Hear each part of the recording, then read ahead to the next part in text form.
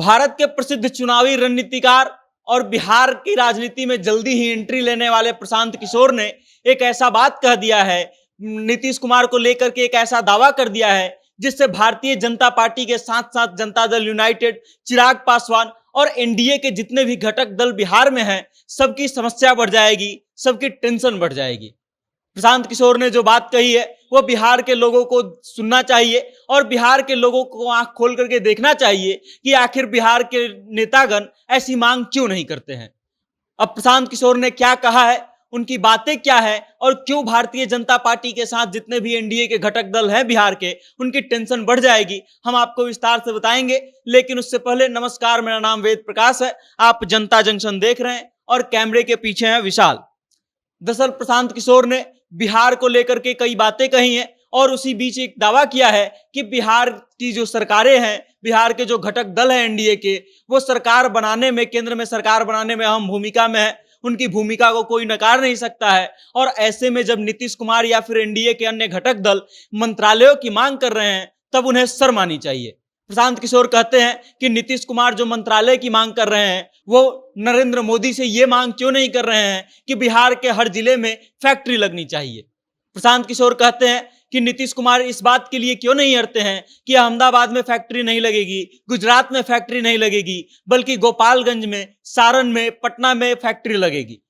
प्रशांत किशोर इस बात का दावा करते हैं कि नीतीश कुमार और जितने भी एनडीए के घटक दल हैं वो सिर्फ मंत्रालय की मांग कर रहे हैं, उनको बिहार से कोई लेना देना नहीं है और इसका भारी नुकसान जो है 2025 के विधानसभा चुनाव के समय देखने को मिलेगा।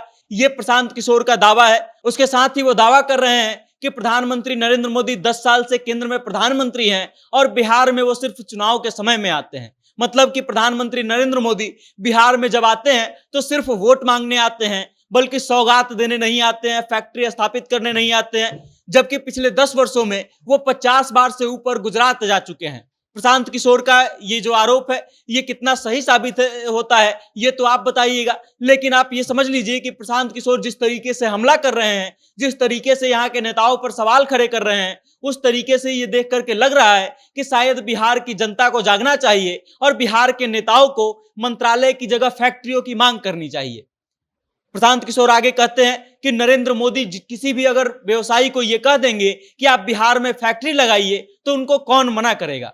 प्रशांत किशोर बिहार की भूमिका को तय करते हुए कहते हैं कि बिहार के लोग बाहर जाते हैं, सस्ते दरों पर मजदूरी करते हैं और दूसरे राज्यों में जाकर के कम दर पर मजदूरी करके फैक्ट्री चलाते हैं, तो वो लोग बिहार में क्यों नहीं फैक्ट्री लाते हैं। प्रशांत किशोर कहीं ना कहीं इस दावे के माध्यम से नीतीश कुमार को घेर लिया है, प्रधानमंत्री नरेंद्र मोदी को घेर लिया है और जितने भी भारतीय जनता पार्टी और एनडीए के घटक दल हैं उन सबको घेरने का काम किया है। प्रशांत किशोर की यह बात जो है कितनी सही है कि अगर बिहार के राजनेता जो हैं बिहार के लिए फैक्ट्रियों की मांग करेंगे तो यहाँ की कितनी समस्याएं हैं जो दूर हो जाएंगी।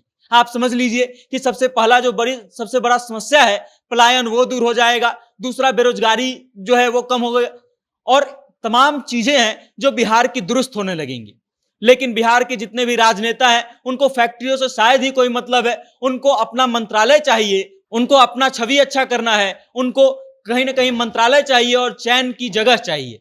बाकी आप समझ लीजिए कि लोकसभा चुनाव के बाद बिहार के किसी भी राजनेता ने यह मांग नहीं की कि बिहार में फैक्ट्री स्थापित होना चाहिए। प्रशांत किशोर अब चुनाव लड़ने वाले हैं, हो सकता है कि यह चुनावी बात हो, लेकिन इस बात में दम तो है।